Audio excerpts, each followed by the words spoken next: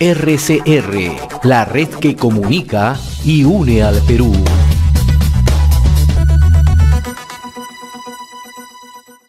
A esta hora saludamos a María del Pilar Sáenz. Ella es comunicadora social, directora de proyectos de la Fundación Freddy Sever, magíster en cooperación internacional por la Universidad Complutense de Madrid y además forma parte del grupo impulsor del convenio 190 de la Organización Internacional de Trabajo contra el acoso y la violencia laboral.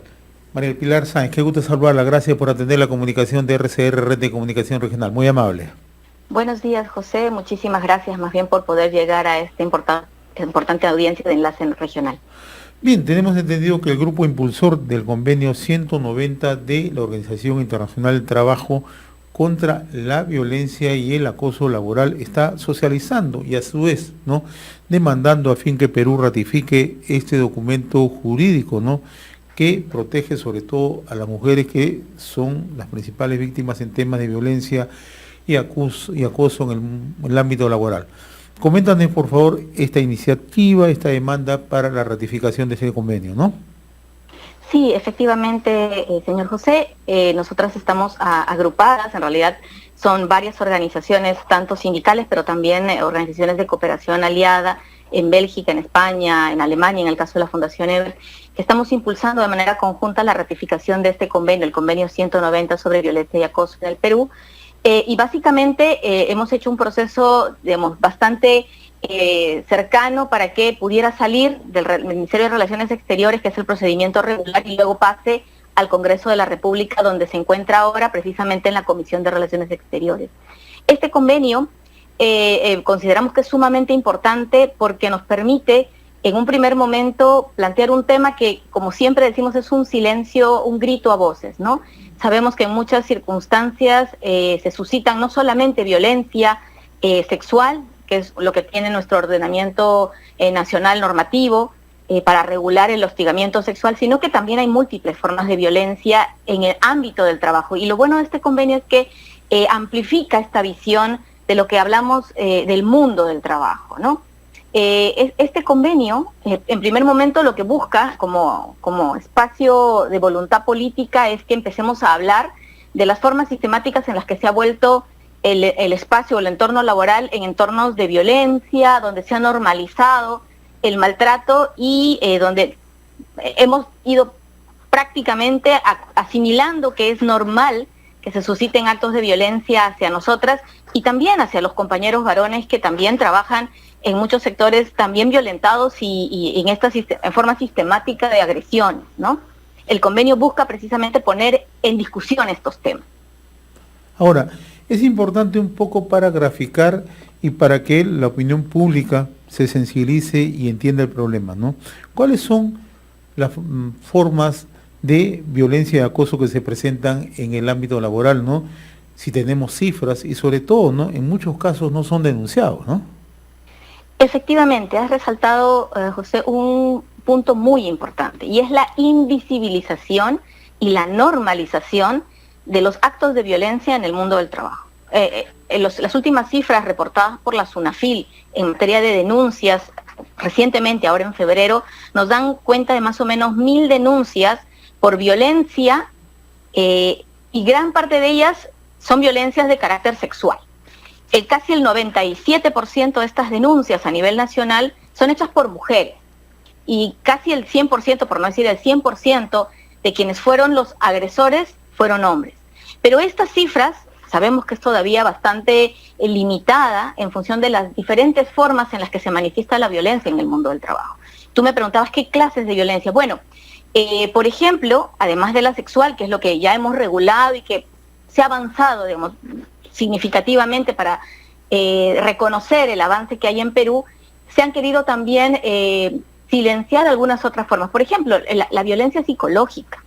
Hay muchas veces puestos de trabajo donde uno trabaja bajo mucha presión y no es quizás limitado decir que en muchas ocasiones cuando se quiere despedir a alguien, pues la primera práctica que uno tiene, o cuando ya quiere uno liberarse de un trabajador o trabajadora, pues lo primero que hace es presionar para que esa persona finalmente desista de seguir trabajando y todo ese drama que uno sufre tratando de mantener su puesto de trabajo, porque finalmente es lo que genera la economía para el sostenimiento de tu familia, pues te sometes a unas cargas de violencia psicológica impresionantes, mucha gente vive con esa tensión y se generan además círculos de violencia, ¿no? O sea, se empieza a generar un entorno de violencia en el puesto de trabajo y que lo que le decimos a los empleadores es: un entorno así es poco productivo, nadie produce efectivamente, nadie explota y genera capacidades al máximo cuando hay sistemas de violencia, cuando hay una carga de hostigamiento en un puesto de trabajo. Entonces, existe la violencia y el convenio lo regula, ¿no? Aquellos actos de violencia psicológica, violencia física, violencia sexual, e incluso lo incorpora a una norma que nosotros tenemos, que es la norma de seguridad y salud en el trabajo, donde existe los riesgos psicosociales que precisamente atienden a este tipo de situaciones donde las personas se están sobrecargadas. Y lo otro positivo, José, del convenio es que es bien inclusivo, ¿no? Antes solamente como que teníamos la idea de la regulación de la violencia que se hacía en la relación del trabajador formal, contratado con un contrato de largo plazo.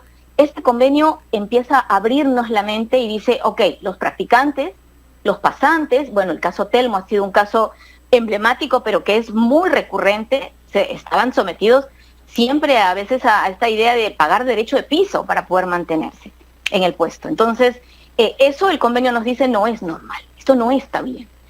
Otro caso, ampara también a las personas que están en solicitud de empleo, aquellos que buscan empleo y que a veces también se ven sometidos a ciertos grados de acoso y de presión para saber si pueden trabajar bajo presión. Ese término, trabajar bajo presión, siempre nos sorprende, ¿no? ¿A qué hace referencia el trabajo bajo presión?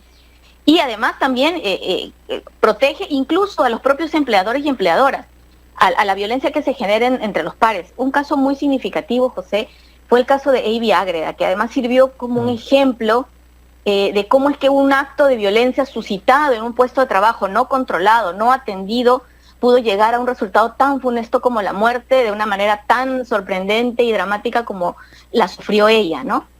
Ahora, en el caso de este convenio internacional, ¿qué países han suscrito hasta el momento el mismo? A ver, comentarte que el convenio se aprobó en la Conferencia Internacional del Trabajo del 2019, en el centenario. Ese año manifestaron voluntad los países que siempre suelen ratificar convenios a nivel internacional, que fueron los países europeos.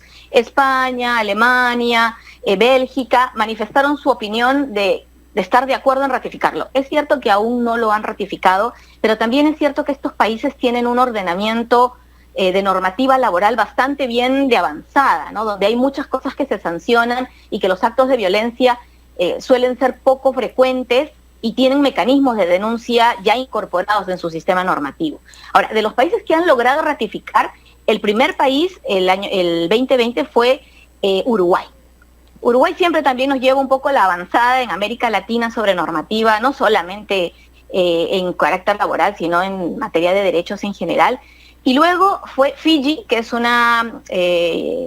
país de Oceanía, ¿no? Que quizás poco identificamos, y luego empezaron también a desarrollar sus mecanismos de proceso de ratificación otros países, como por ejemplo Argentina, Ecuador, nuestro país hermano, ya lo ratificó. En Chile están en plena discusión, son procesos a veces un poco largos porque implica el consenso del Ejecutivo y del Legislativo, como aquí también. Colombia está en ese proceso de discusión también, y bueno, el Perú, que además lo tenemos bastante bien avanzado porque ya finalmente está en la Comisión de Relaciones Exteriores del Congreso. ¿Qué es lo que falta ahí en la Comisión de Relaciones Exteriores para que este ingrese al Pleno y además se debata?